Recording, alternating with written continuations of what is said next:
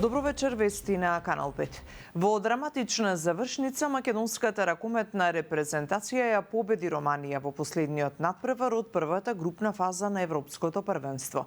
Надпреварот во Хернинг беше решен во последната секунда со голот на Костевски за победа од 24-23. Црвено-жолтите одлично го отворија мечот и на момент има и предност од 5 голови, а на полувреме се замина со плюс 4. Во второто полувреме дојде до пат на концентрацијата и романците се вратија во игра, а до крајот на надпреварот резултатот беше тесен. Иако се уште има теоретски шанси, сепак малку веројатни се изгледите за пробив во втората фаза за Македонија, затоа што за тоа потребно е Данска да ја победи Унгарија со огромни 18 гола разлика, што е речиси невозможно. Судскиот совет му го одзема имунитетот на судијата Ѓоко Ристов, осомничен за корупција, откако претходно обвинителството го сослуша и побара куќен притвор за него. Сега на потек е кривичниот суд, кој веќе 4 часа одлучува побарањето на обвинителството. Таму и во овие вести е Маја Стојановска. Маја, има ли одлука од кривичниот суд? Тања, што туку ја добив информацијата од Кривичниот суд дека судијата практично го одобри предлогот на основното јавно обвинителство за гонење на организиран криминал и корупција, а со тоа судијата Ѓоко Ристов заминува во домашен притвор, а исто така ќе му биде одземена и патната исправа. Како што кажи Ити, оваа одлука се очекуваше околу 4 часа, кога практично и самиот Ристов во присуство на неговата сопруга и адвокат пристигна овде во судот, пеш од зградата на обвинителството. Тој претходно во текот на денот таму беше сослушуван. Попладнево исто така и судскиот совет едногласно донесе одлука на Ристов да му биде одземен имунитетот како апелацијски судија, исто така го одобри и предлогот за одземање за куќен притвор, исто така донеси одлука за времено оддалечување од вршење на функцијата се до правосилност на кривичната постапка. Како што кажав, ова било едногласно изгласано од страна на 10-мината членови на судскиот совет кои што биле присутни на вонредната седница која беше свикана попладнево. Инаку Ристов се товари за кривичното дело против правно стекнување, прекривање имот и перење на пари и други приноси од казниво дело, откако во домот на неговите родители беше пронајдена сокриена сума од 350.000 евра во ѕид од куќата. МВР соопшти детали за тоа како практично тие дошле во до овие пари и соопштија дека му поднеле и кривична пријава, откако меѓу другото откриле дека тој пријавувал и лажна состојба на неговиот имот, но и на имотот на неговите родители. Па предлагам тука да ги чуеме деталите.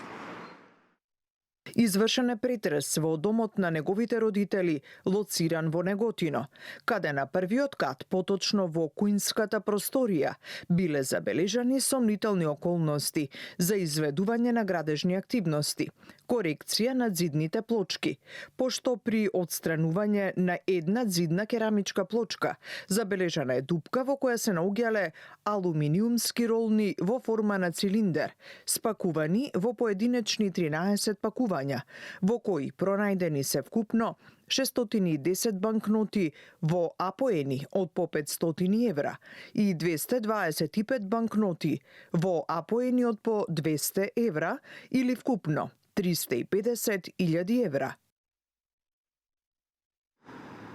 Така како што кажав, значи и на самиот почеток, со ова одлука на судијата на претходна поставка, судијата Ристов и официјално заминува во куќен притвор. Тоа би биле сите детали од оваа студија.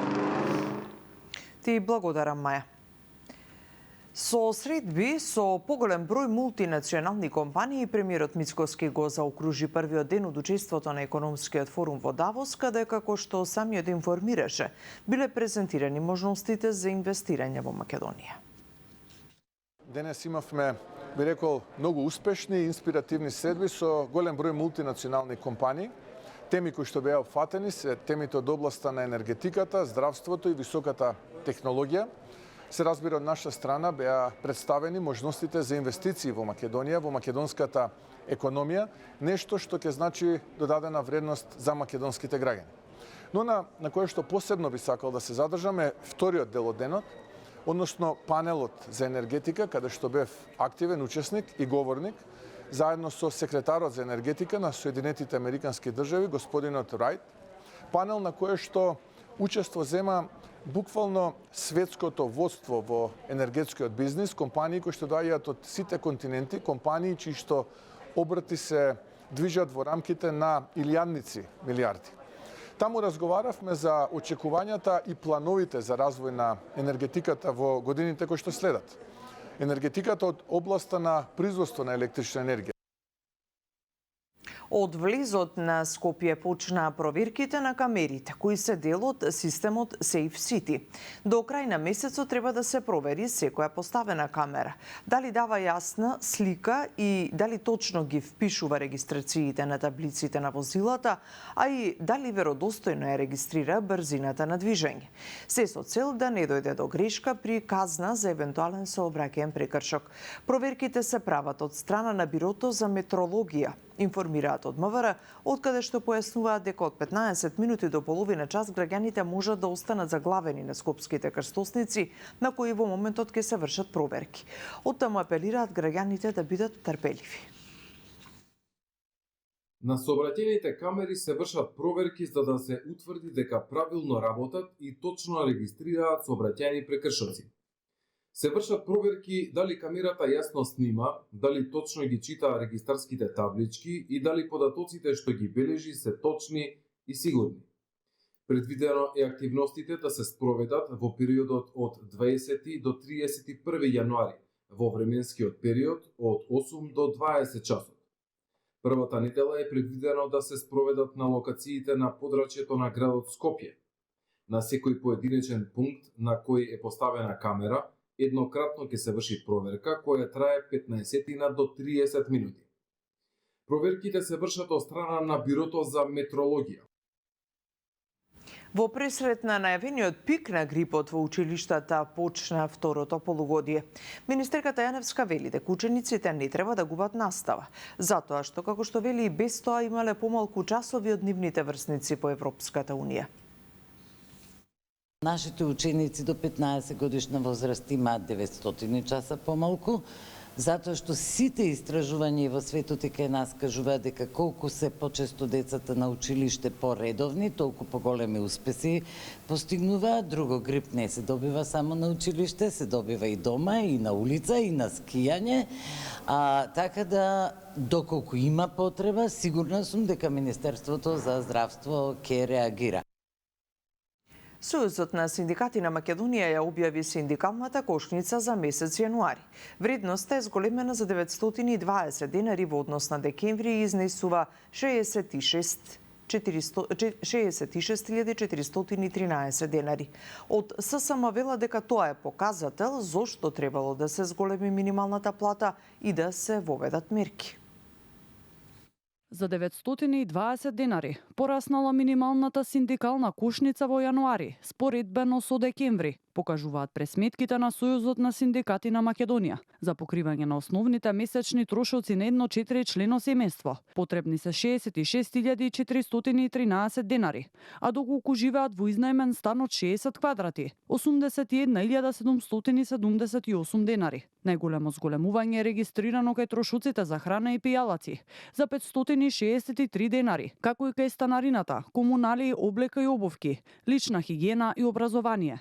Единствено се намалени трошоците за транспорт за 91 денар. Откако минатата недела министерот за економија Дурмиши изјави дека нема потреба од мерки за намалување на цените на храната, потпредседателот на ССМ Иван Пешевски вели дека зголемувањето на трошоците од околу 1000 денари за еден месец го покажува спротивното. Слободно нека ни каже министерот за економија каде пазари и каде се намалени цените, барем и ние останатите да одиме таму да го поминеме поевтино месецот.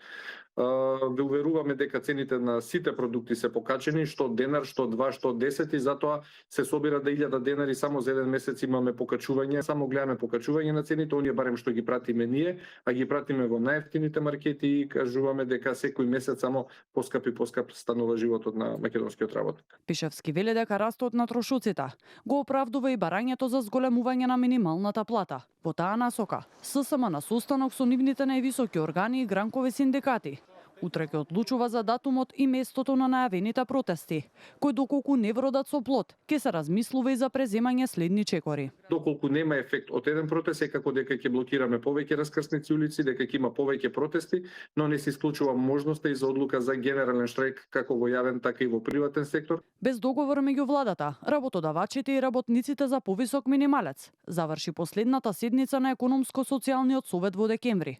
Тогаш, иако беше најавено, не беше донесена ниту новата владина потрошувачка кошница, која според владата треба да биде вистински показател за месечните трошоци на семејствата. Ги гледавте вестите, имајте убава вечер.